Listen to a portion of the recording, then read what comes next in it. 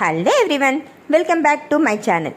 ఇప్పుడు మనం చూస్తున్న స్పెషల్ స్నాక్ చాలా ఈజీగా 10 నిమిషాలలో అయిపోతుందండి. తవ్వ ఇడ్లీ చాలా అంటే చాలా సింపుల్ అండి. ప్రతిసారి ఇడ్లీ చేసినప్పుడు చట్నీ సాంబార్ బదులు ఇలా ఒకసారి ట్రై చేయండి, చాలా బాగుంటుంది. ఫస్ట్ ముందుగా ఒక ప్యాన్ తీసుకొని, ఐరన్ ప్యాన్ తీసుకుంటే టేస్ట్ ఇంకా బాగుంటుందండి. అందులో కొద్దిగా నెయ్యి, కొద్దిగా ఆయిల్ వేసాను. ఇది వీడియో కొద్దిగా ఇదైందండి, సో కొద్దిగా జీరా అండ్ ఆవాలు వేసాను. అందులో కొన్ని ఆనియన్ వేసానండి. మంచిగా మగ్గిన తర్వాత ఆనియన్ దాంట్లోనే మనము కొద్దిగా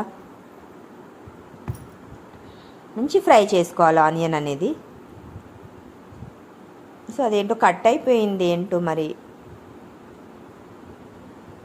సో ఆనియన్ బాగా ఫ్రై అయిన తర్వాత అందులో మనం కొద్దిగా సాల్ట్, కారం, సాంబార్ మసాలా వేసుకోవాలి. జీరా పొడి, ధనియా పొడి కూడా వేసుకోవాలండి.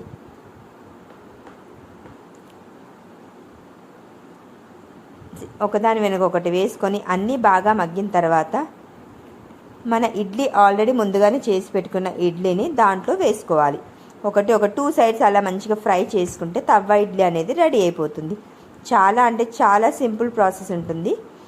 కావలసిన వాళ్ళు ఒకసారి ట్రై చేయండి, ట్రై చేసి కమెంట్ చేయండి ఎలా ఉంది అనేసి. చాలా బాగుంటుందండి.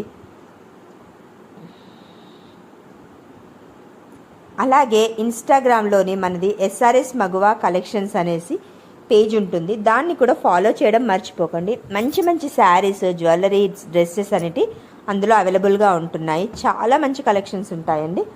కావలసిన వాళ్ళు అక్కడ కూడా బుక్ చేసుకోండి. సో ఇక మన తవ్వ ఇడ్లీ వచ్చేద్దామా. ఇప్పుడు దీంట్లోనే నేను కొద్దిగా కొత్తిమీర, కరివేపాకు, పుదీనా సన్నగా తరిగి వేసుకున్నాను. చూడండి, ఇడ్లీ ఆల్రెడీ తీసి పెట్టుకుంటున్నాను నేను. ఒకటి దాంట్లోనే పెట్టేసాను. సిమ్లో చేసుకోవాలండి, లేదంటే మనం చేసిందంతా మాడిపోతుంది. సో అది టేస్ట్ అనేది వేరే అయిపోతుంది. సో ఒక సిమ్లో పెట్టి చేసుకొని ఇడ్లీ అలా చేసుకొని 2 సైడ్స్ మంచిగా ఫ్రై చేయాలండి. ఆనియన్ క్రిస్పీగా వచ్చేస్తుంది మనకి ఫ్రై అనేప్పుడు.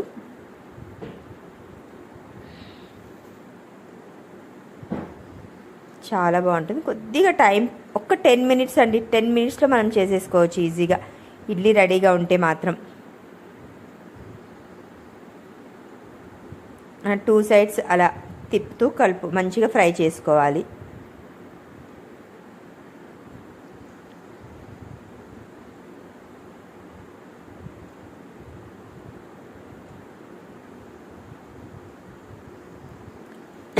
సారీ,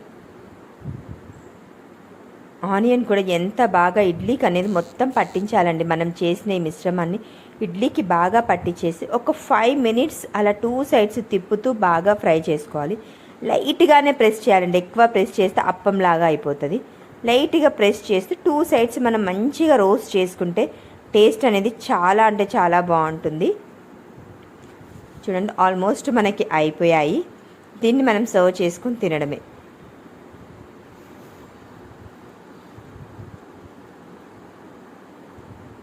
అన్నిటికన్నా టేస్టీగా ఆ ప్యాన్ మీద ఉన్న ఆనియన్ చాలా క్రిస్పీగా ఉంటుందండి, చాలా టేస్టీగా ఉంటుంది. సో దీంట్లో మనము కొన్ని పచ్చిగానే ఉన్న ఆనియన్, కొత్తిమీర, కరివేపాకు వేసుకొని హాఫ్ లెమన్ మంచిగా అలా స్ప్రింకిల్ చేసుకుంటే ఎంతో టేస్టీ ఉండే తవ్వ ఇడ్లీ రెడీ అయిపోయినట్టే. చాలా అంటే చాలా టేస్టీ, ఈజీగా ఉంటుందండి. సబ్స్క్రైబ్ చేయడం మర్చిపోకండి. మంచి మంచి అప్డేట్స్